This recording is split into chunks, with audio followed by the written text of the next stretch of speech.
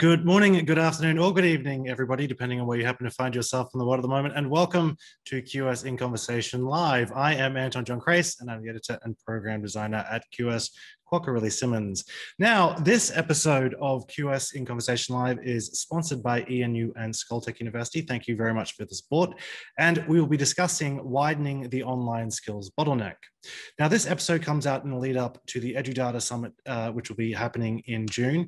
If you haven't already registered, please do so at edudatasummit.com, I believe that is, to discuss the ways in which we can improve access to education. The theme of that, of course, is access education, building a sustainable EduData pipeline.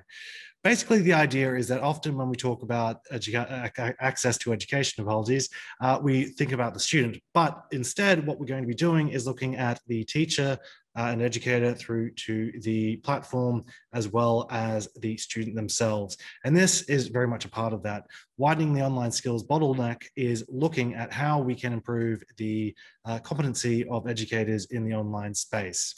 Now, joining me today, we have Professor Clement Fortin, who's the Associate Provost Dean of Education at Skolkovo Institute for Science and Tech, or Skulltech, Dr. Rozia Mohammed Jano, Deputy Vice Chancellor for UITM Malaysia, and Syed Al-Afku, the Professor, Faculty of International Relations at Eurasian National University. Welcome everyone on to today's program. Now, so what we're going to be doing, as I said, is discussing the online skills bottleneck. And I think to start it off, I want to ask our panelists from their perspective, what has been the single biggest issue faced by educators in the last year when moving online? And for that, I'm going to start with Dr. Rosaria. What did you notice was the biggest barrier for educators? Thank you, John. Perhaps in UITM, or in general in Malaysia for that matter, currently we're still in MCO. But for the past year, last year, I think the biggest issue that we faced was accepting change. I mean, in the university as educator, accepting change, because we have to change to go online. All right. So the mind was set. Basically, the mind was earlier set on existing practice, because most educators tend to replicate what they do in physical class to the online environment. That was the biggest issue that we face here in UITM. Right? More or less, in other words, competency in handling effective online delivery was an issue. Perhaps I start with that. Perfect. That's a great place to start. I'll pass on to you, Professor Clement. For you, what was the single biggest barrier that you saw being faced during this period?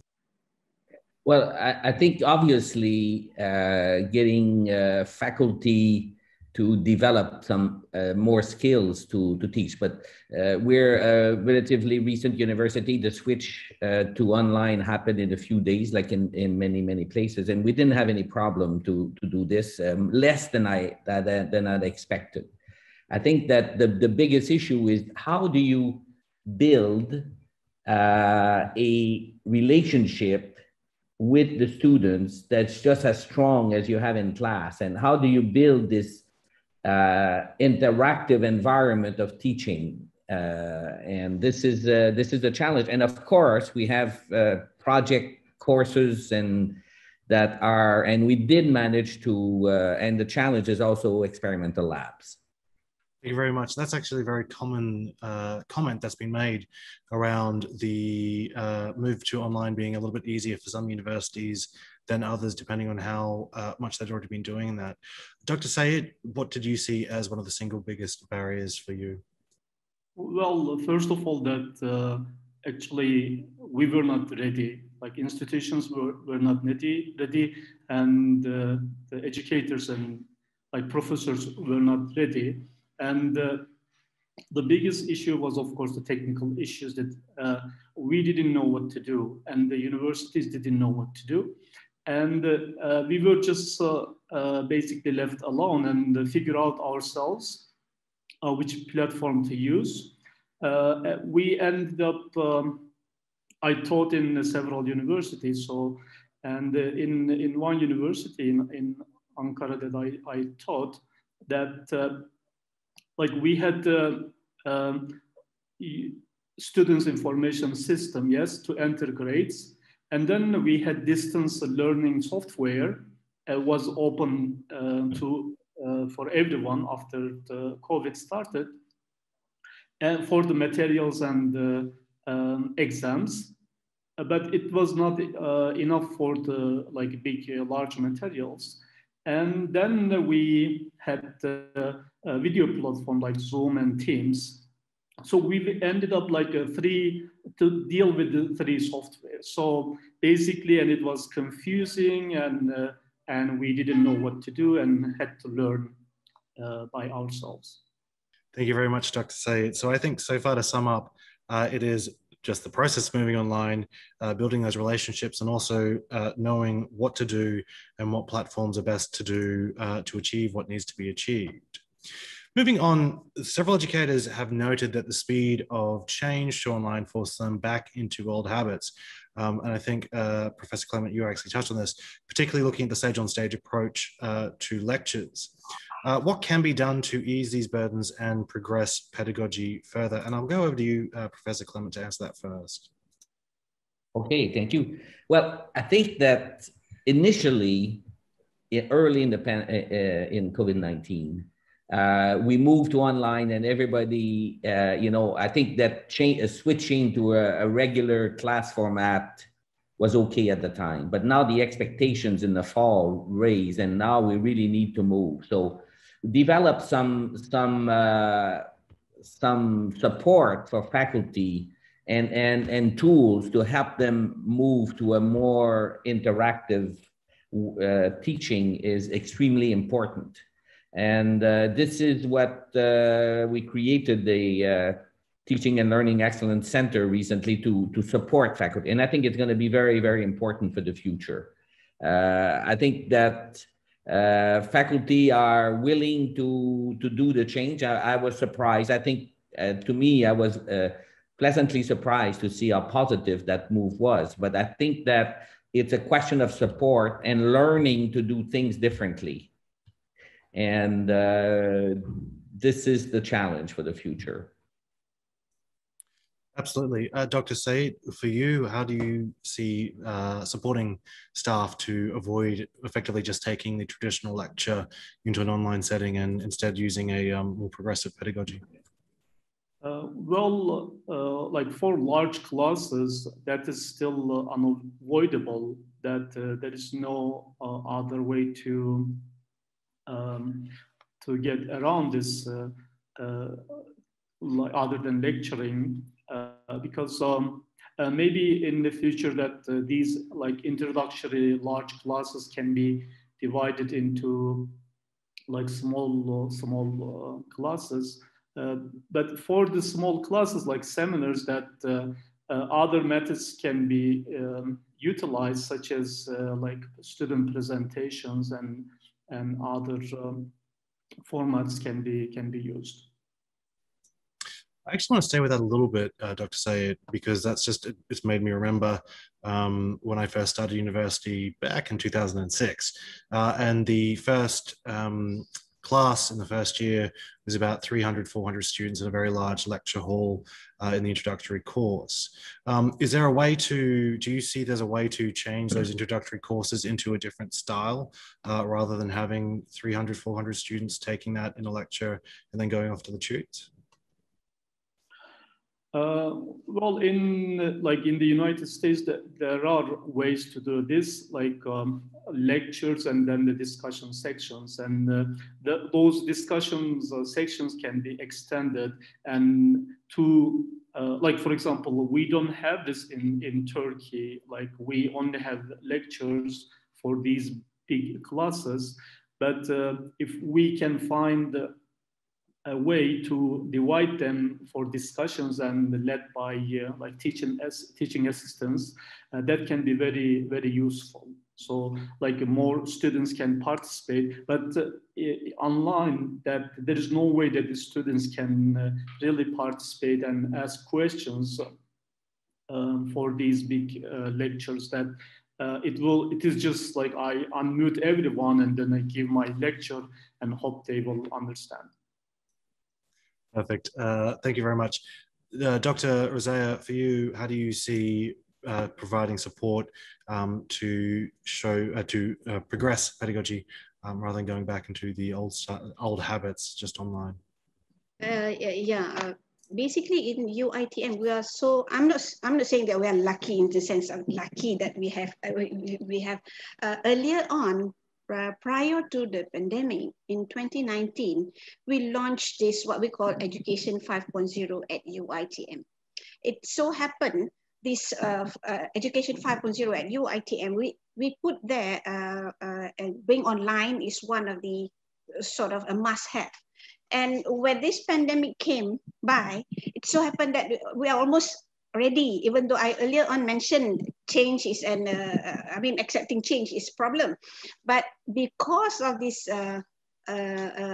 infrastructure already there, so we know we have what we call U Future here, just like a platform where lecturers or educators can put in their materials online and students can come on board. It's just that earlier on, it was not like what we had to do now. Earlier on, it was just a selective educators, less than 1%. Okay, we have about 8,000 educators throughout the system in UITM. So 1% is a very small number.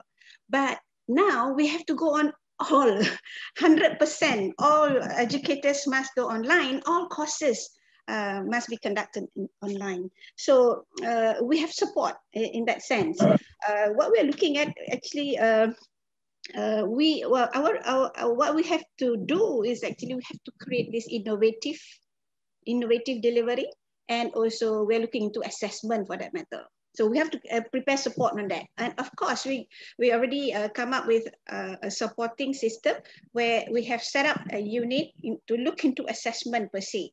Because when we have to go on this online, our issue now is basically how do we come up with a sort of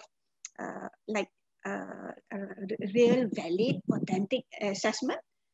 That was an issue. So we now currently are looking into that as a support to make sure educators are very well supported in that sense.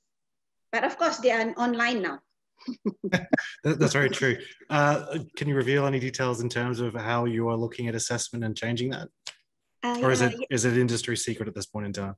At this point in time, I'm not saying that it's secret. It's just that we're looking into some universities. I'm well aware that some universities are looking into this online proctoring, but to us, it's very expensive. I don't think we can adopt that. What we did last year was that to engage on only four different types of assessment. Each courses, they should not go like, there's no final exam for that matter, where they have to sit down final exam. It's purely continuous assessment, but conducted more or less like an open book, but the question must be done in such a way that the outcome are being assessed. But that's very challenging. The way I can assure you on that. Absolutely, I can assume that. I look forward to hearing more details about that in the future as well. Now, I should mention to the audience, you are as much a part of this as the panelists. So if you have any questions for them, please feel free to use the Q&A button down the bottom there, and I'll have a look through. I see there's a couple of remarks coming through already. And if I didn't mention, I can't remember, Anthony Jettestol from Coursera, who was supposed to attend, sends his apologies. Unfortunately, he's not feeling well at the moment, so we wish him all the best for a speedy recovery. Now, moving on, is conducting and developing research and research partnerships easier or more difficult during this period of time, and why? Often we talk about education, but of course, universities are very much research intensive institutions. Dr. Said, what has your experience been in terms of research over the last year and a bit? Well, actually, both got easier and more difficult. Let's say, again, then the first we were in shock in terms of like what to do with like conferences that we cannot travel anymore, and the field research is halted because of travel limitations and lockdown. Like, for example, I was conducting a research on how monuments and museums are used in nation building in Central Asia. And I couldn't go to one of the big concentration camps during the Soviet times, which is located in Kazakhstan. So I had to put that research on hold. Of course, that the partnership also was difficult at first because of the same limitations, travel limitations. On the other hand, that we figured it out that for conferences, we don't have to travel and we can do it online. So it got much easier and actually more partnership and collaborations developed during this time in terms of like online conferences. At Eurasian National University, we developed so many conferences and online and continue with the conferences that scheduled face-to-face and moved to online successfully. And on the other hand, that since we had more time in our hands because of no commuting and socializing, and I was able to read more and do my own research. Excellent. And for you, Dr. Zaya, I saw you nodding your head along. Was it easier or more difficult for partnerships and developing partnerships and in research over this time, and why? I would say both. It is, I mean, to establish new partnership, it is not difficult. It is difficult. It's not easy, sorry. It is not easy to establish a new partnership. But for existing one, existing collaboration, it turned to be much easier because you can conduct, like what Dr. Said mentioned, you can conduct meetings online. So you can keep up what your progress in your research. And perhaps in writing papers also, they can collaborate using this internet, right? But to establish new collaboration is quite tough. Yes, normally we go and visit them, right? And establish that collaboration. We see face to face. We visit their labs. It is much easier earlier compared to now. But if you look at it from a different point of view in terms of between science, technologies, research, and also social science, I would say it is it is difficult for science and technology research, but it's much easier for social science, perhaps. But that's my personal view. Maybe somebody else would disagree with me, but that's it. Well, before I pass over to Professor Clement, I want to stick with you, Dr. Rizal. So you said that for existing partnerships, using online has made it a little bit easier. I'm curious though, has it changed the nature of that relationship at all? Has it become a little bit different from what it was previously, a little bit closer or maybe a little bit more distant? Well, in terms of collaboration, the present one, I mean the current new current partnership, it is actually much, as I mentioned, it is much easier because it becomes stronger because they can sort of work hand in hand in terms of online, right? That's how I see it from UITM point of view. So we can enhance the collaboration. Is much easier now because we don't have to travel. Okay, we don't have to spend money because traveling takes a lot of I mean budget. Okay, so now I think it's just simple. You just set up your like what we have now. Okay, we can, even though you are at the other end of the world where I'm here in a tropical country, we can still see each other and talk about and discuss about things. You see, that's how I look at it. Perfect. I'll paraphrase that to easier and also more enhanced for the already existing partnerships. Professor Clement, for you, easier or harder developing and maintaining research collaboration? Well, my thinking goes in two main points. The first one is that, of course, in research, the effect of distance will take longer to be really present, in the sense that the distance is helping in some cases, yes, because people know each other and they can continue, and we organize some conferences, but we're kind of, but I think we need to be careful because I think it's the distance and the depth of exchange is certainly less Okay, I think that in the people that we know already, the themes that we do, and agree that it gave us a little more time to work on some things, but I'm concerned about developing new, going on from there. And my second point is that I think those that suffer the most are students, because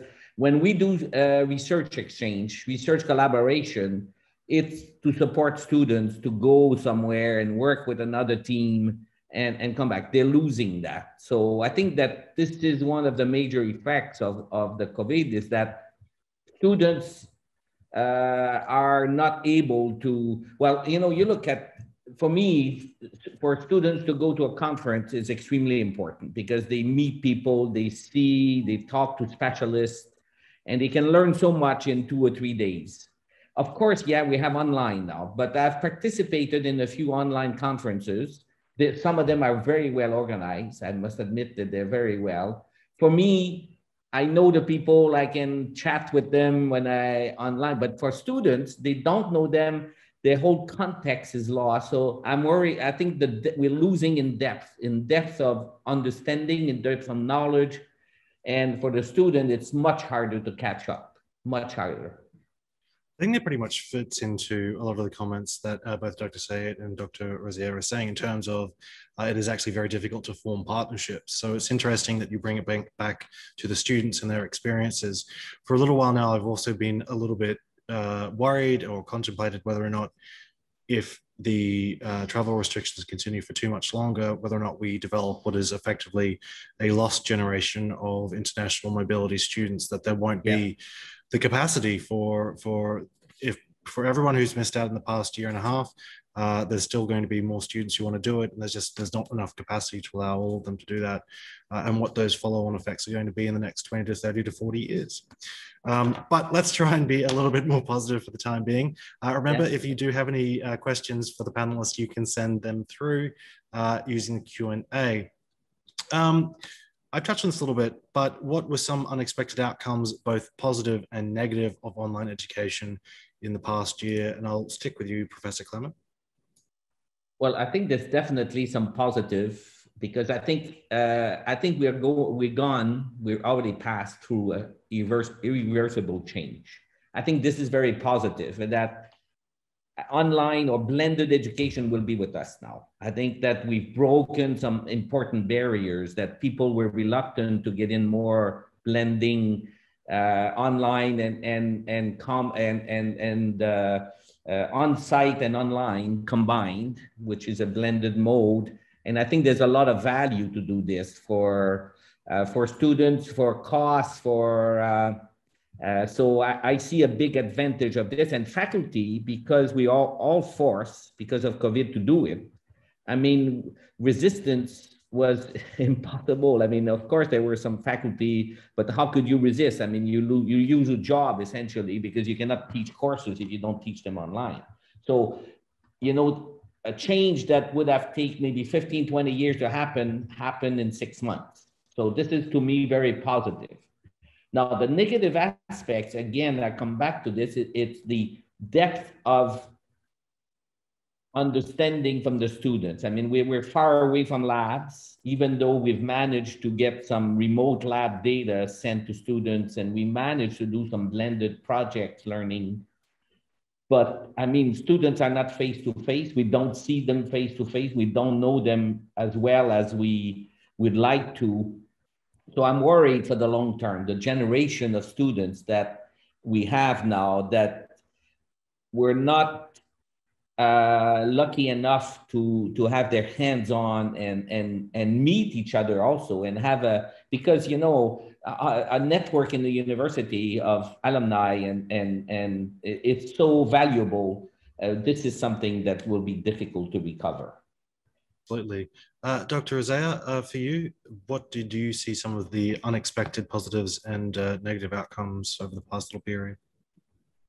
I would say, from UITM point of view, our plan for tech-based, I mentioned Education 5.0 that we have planned earlier on. It's actually that plan, and digital learning was given a good push forward. We thought it's going to happen next 3 years. And suddenly this thing came by and we got to do it almost like overnight, right? We were given 2 weeks, 2 weeks holiday, not to say holiday, a break, 2 weeks a break, just to think of how to handle the change. And suddenly this education, technology-based and digital learning got to take place.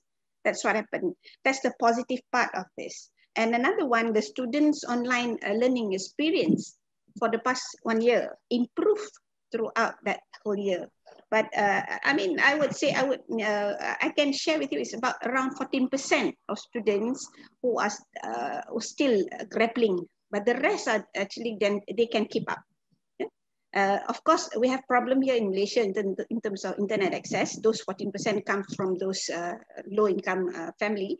And at the same time, students found new ways of learning. That's also the positive part of it. New ways of learning, and some have initiated their own learning from online resources. All right. Mm-hmm. And I would like to share here, Anton, this global learning. For us in UITM, we are our students are not like those in Europe, perhaps they can go anywhere they want. We do have mobility, but in UITM, it was very, not that many opportunity then. But now with this online, we managed, or we were able to invite lecturers and educators from international university to come and share with us, even in some of our classes. The way I look at it, that's positive. That's some positive aspect, outcome, unexpected outcome. We didn't expect it to happen, and the global learning actually really now quite a number of our classroom into it, right? And of course the negative part, we do have this getting engagement. Getting students engagement. We are still worried about how, like what Prof. Clement mentioned, getting the students engagement is still a challenge for us, right? Thank you very much. That's a very, very common remark around student engagement at the, I believe it was Reimagine conference last year. The Vice Chancellor or Vice Provost, I'm not sure, can't remember, from IE University made the comment, or actually it wasn't from there. One of the speakers anyway made the comment that when he was delivering his classes online, effectively he was delivering them to himself because connectivity issues meant that his students had to have their screens all turned off. So he was effectively talking to himself without any feedback. And that was quite difficult to overcome. Dr. Said, for you, what were the positives, unexpected positives, and unexpected negative outcomes from the past year? Well, as a positive, that like information became more available for everyone, and the students realized that they can get it from other resources as well, since like normal channels were more difficult to get.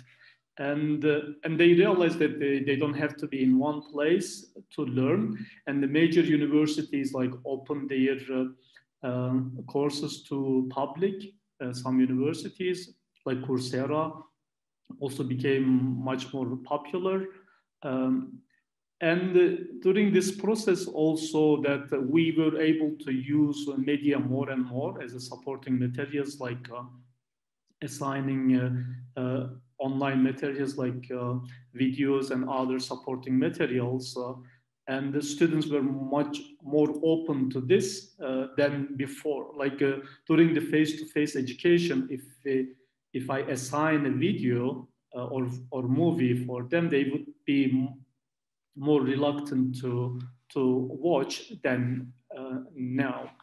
Of course, that the negative outcomes is that we are still we couldn't able to solve the problem of assessment, and especially for like large classes, that giving online tests, that there is no way that the students are really, they are cheating or not.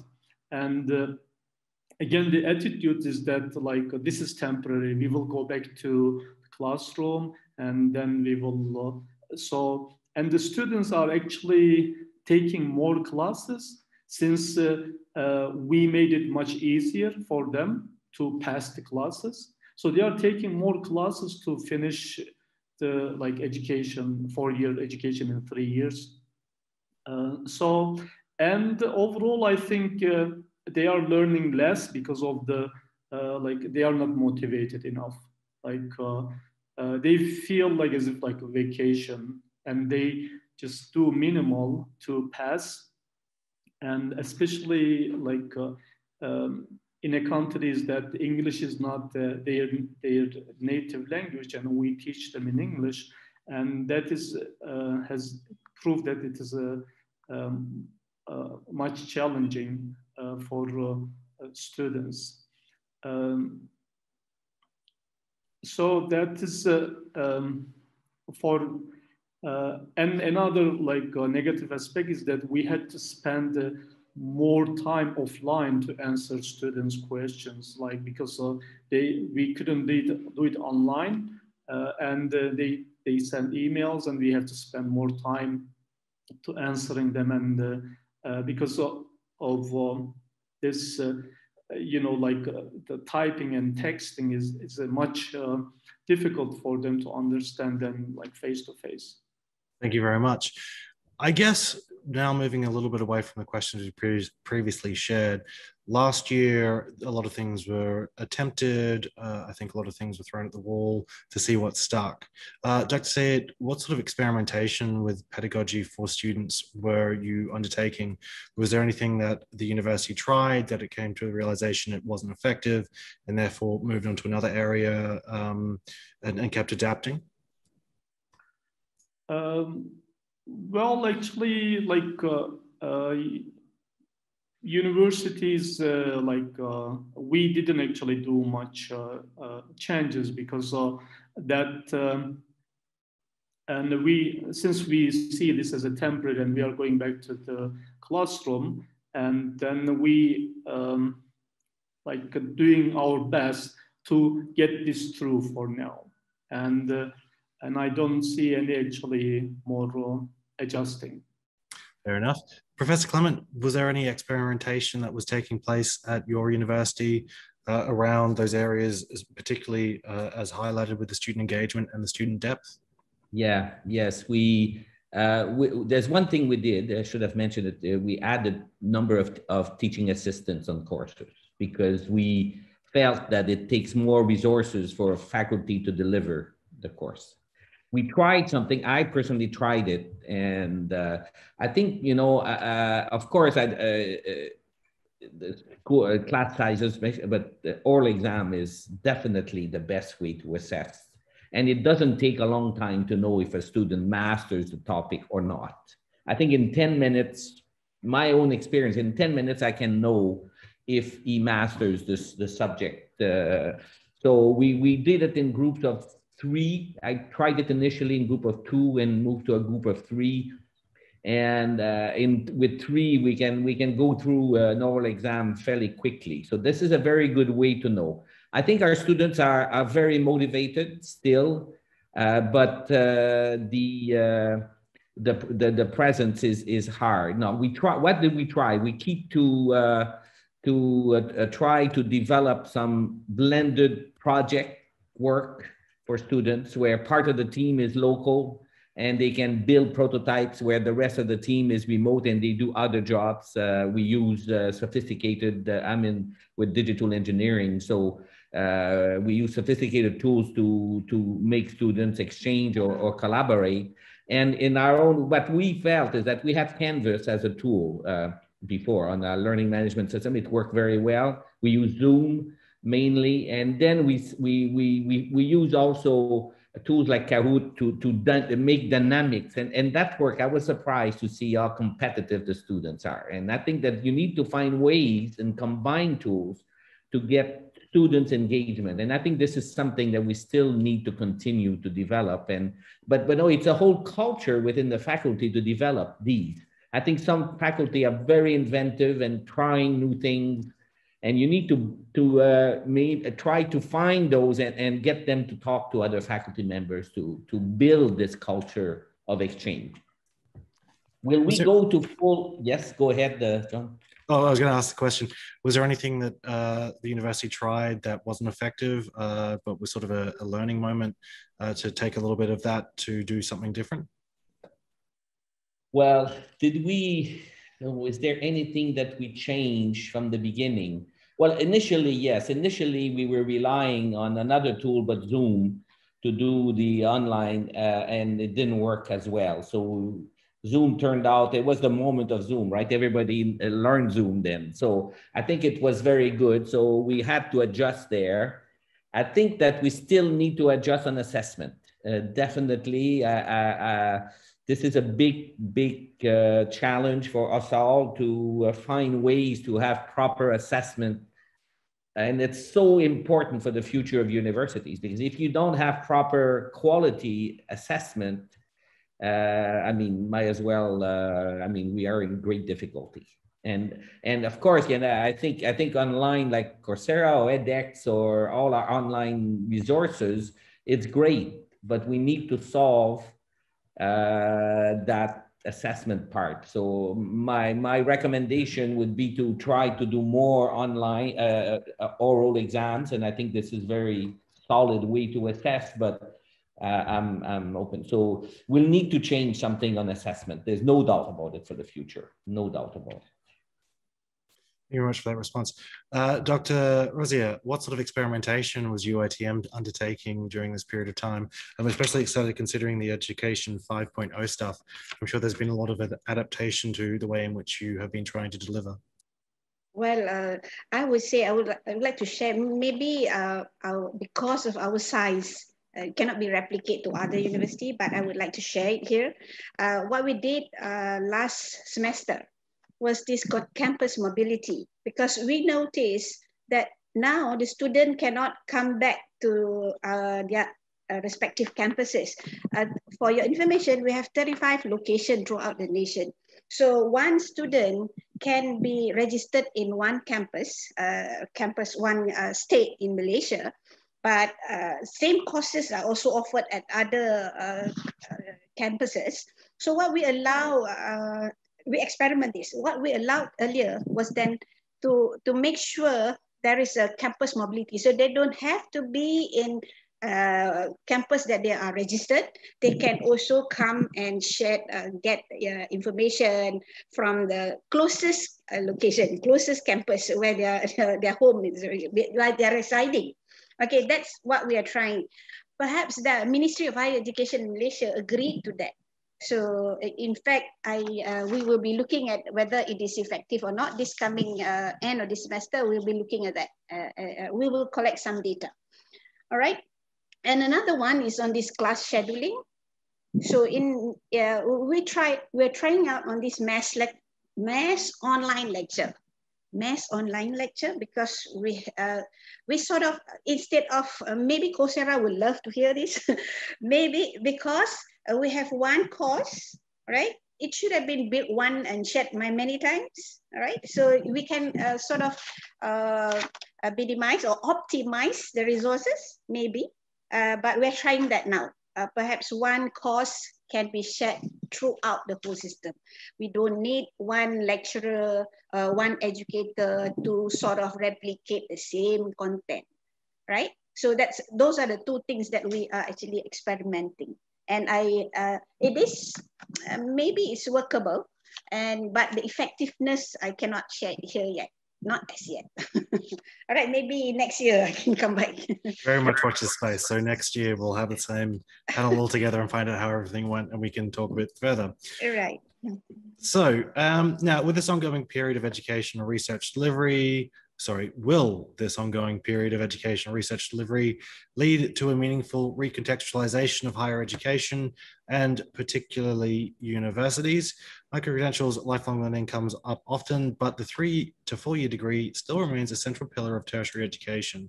Dr. Saeed, is the university as we know it going to be recontextualized, or is the 3 to 4 year undergraduate degree going to be here for the next 4,000 years? Well, the future of universities had been discussed even before the COVID. But as long as the diploma requirement continues for jobs, university education will continue. But now there are some corporations are actually not requiring diplomas, and this might change the future. And but the institutions like have their own lifespan even after they are being created, and even the reason they survive, even the reasons for their creation stop. So like especially in the countries that the higher education is free and accessible to many segments of society, and then the societies values higher education, and the universities will continue even long before they are not really actually much useful. But still that they are value for like university environment beside like information, that the networking and socializing and all of that, it is much valuable. And so the university will continue, but one thing will happen is that especially for the countries that education is not free, like United States, that some universities will go out of business, I think, and they are having problems during the COVID because of less revenue, and the students requested refund for their like fees and tuitions. So so this is I think they are like both and the universities have to, of course, adjust, and the information will be much more centralized in terms of that like we will not need so many universities. Yeah, the point around less universities, and particularly around amalgamation of universities, has come up quite a bit, especially just recently. So it is something to sort of watch this space. For you, Dr. Rozia, has the concept, will this period recontextualize the understanding of what universities are, or will the 3 to 4 year degree remain? Will we continue being the way we are? Well, I think we have been discussing about this thing on campus, but I think it boils down to what we are moving forward, or what we'll be looking at is actually to enhance the students' learning experience. I know it's a challenge currently, but in future, we've got to spend time looking at that. How do we go about and maintaining that students' learning experience? And I would say because of this experience, it will not be about attending hours or the credit and hours of lectures in big halls for the whole semester. Perhaps what we are looking at, we have to think along, how do we create meaningful learning experience? This is what we are doing now. For your information, under that Education 5.0, how do we go about, even though we have to go online, how can we create this meaningful learning? So some lecturers, some educators, they are trying to sort of engage the student. They are at their hometown, but they are doing it, they are doing the assignment out at their nearby their house, nearby their home. So basically, that's the thing that we are looking at. Perhaps in future, that's what university will have to go into, basically. But at the same time, currently, learning materials are made more accessible, okay, to all learners with all this affordable technology. All right, and increased shared and distributed content for students, and where we now able to broadcast lessons across campuses. And you see in UITM, you mentioned MOOC and you mentioned micro learning courses. We have already start introducing this what we call a bespoke program, professors on demand. Just because of this pandemic, we start engaging people. Whether now they're actually free to choose which class they want to go.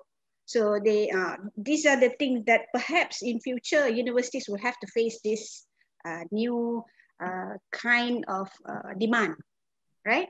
So perhaps that's take on that. All right.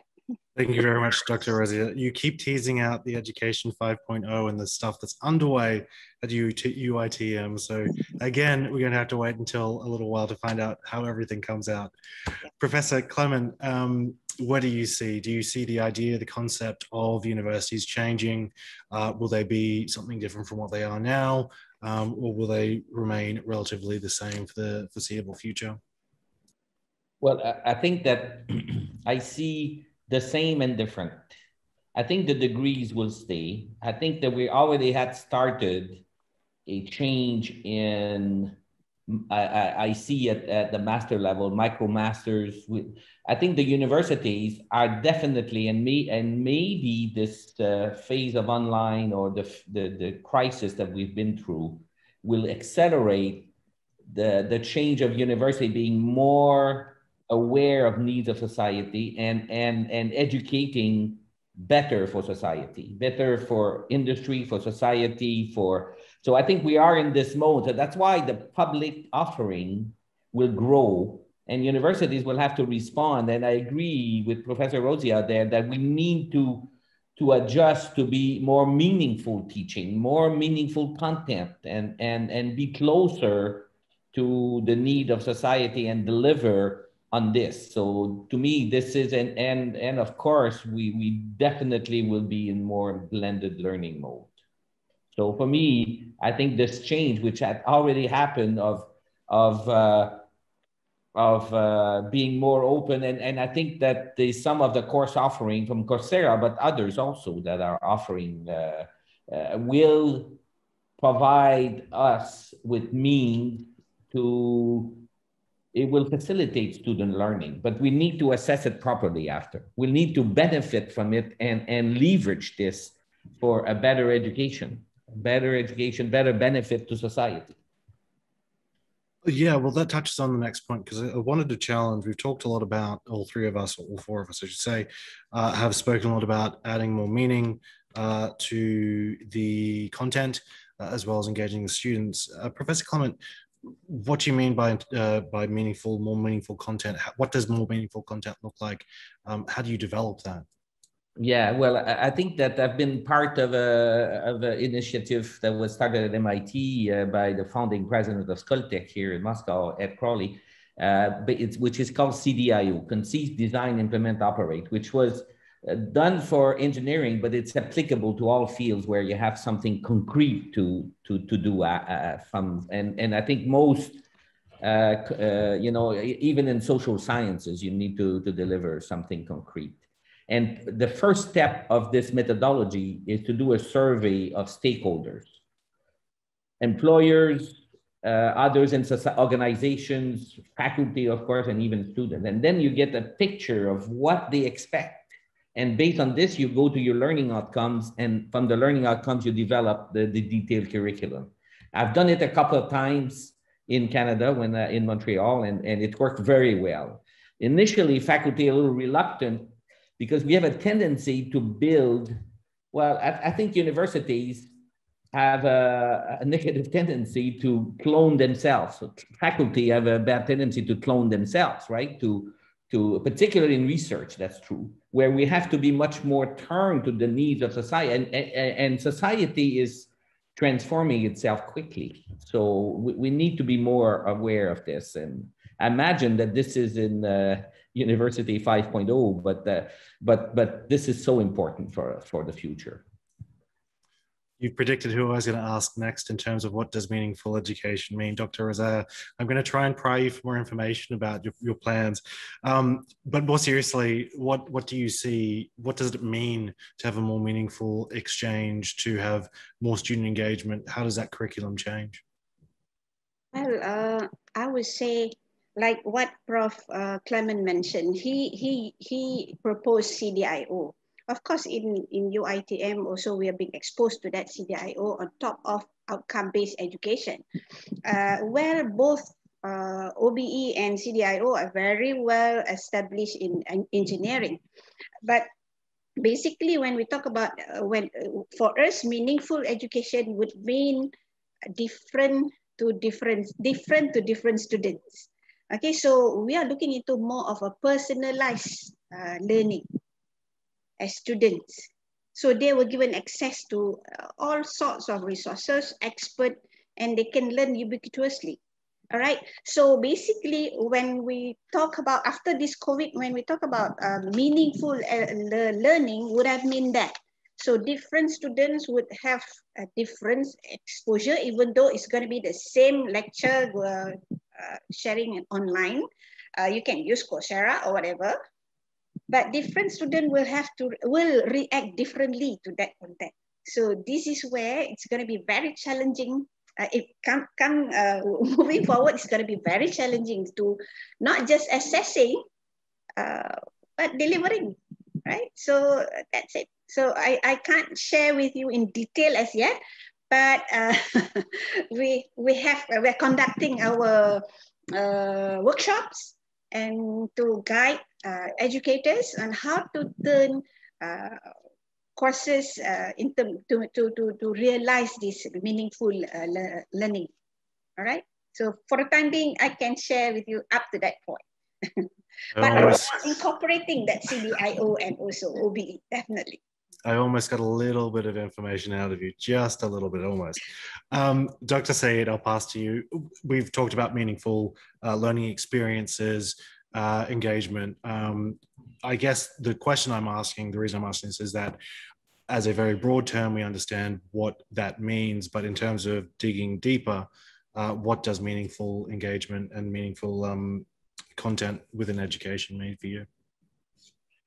Even before the COVID, that we have been discussing whether lectures were adequate or not, and then of course that we realized that the students don't learn by taking notes during the lecture and then repeating information. They need to be able to discuss concepts, apply them to the problems, and get feedback in real time. So because of the things has been changing, and before the face-to-face education, we had problem to get students from their phones during the lectures. Yeah, we keep telling them, put your phone away and pay attention, and their students span of attention is very, very low, and they are in the TikTok and the social media, 10 seconds, 15 seconds videos, and then we have this 1 hour lecture. Of course, they cannot concentrate.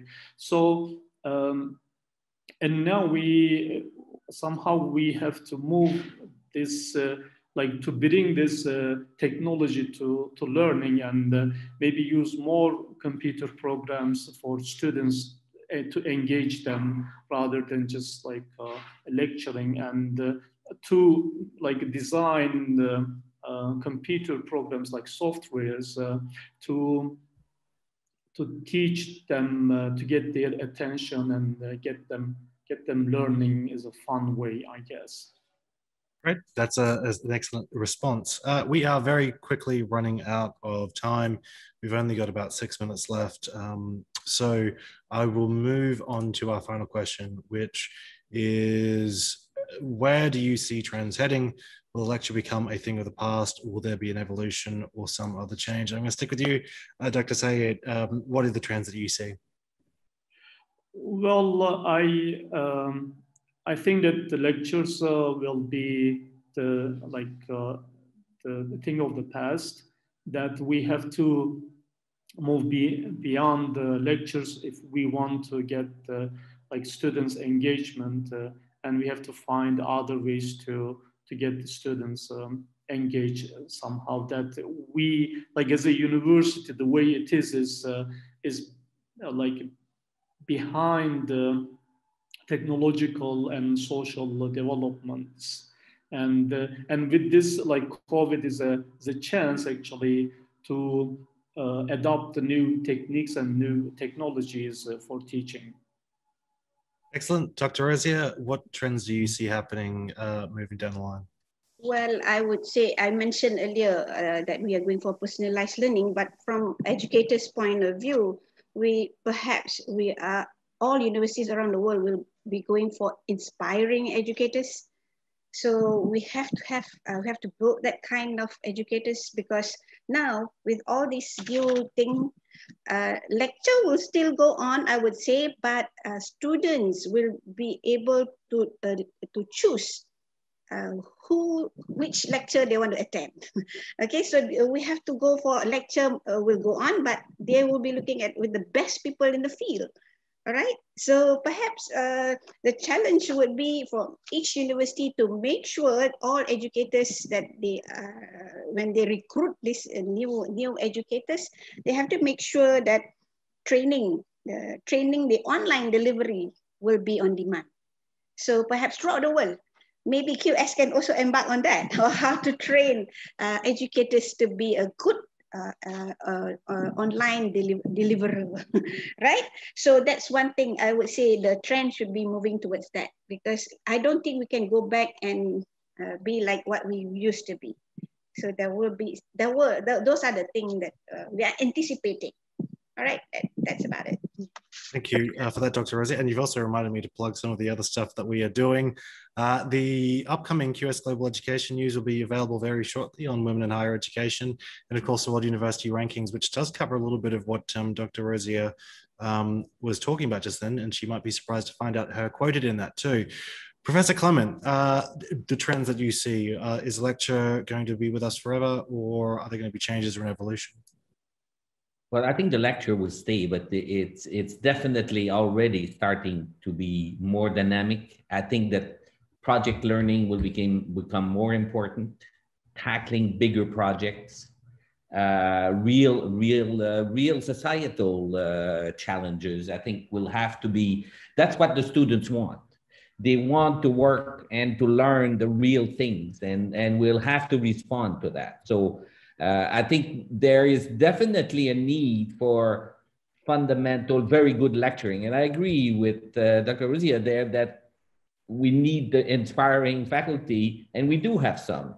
So I think that it's inspiring. Yes, lecturing will stay. We'll have to make it dynamic, and real life problem solving will become more of the norm in those courses. So it will be less lecturing, but there still be some, yes. Excellent. Well, with that, we have run out of time. So once again, thank you, Dr. Razia, Dr. Saeed, and Professor Clement for joining us to discuss widening the online skills bottleneck. You're welcome. Thank you very much.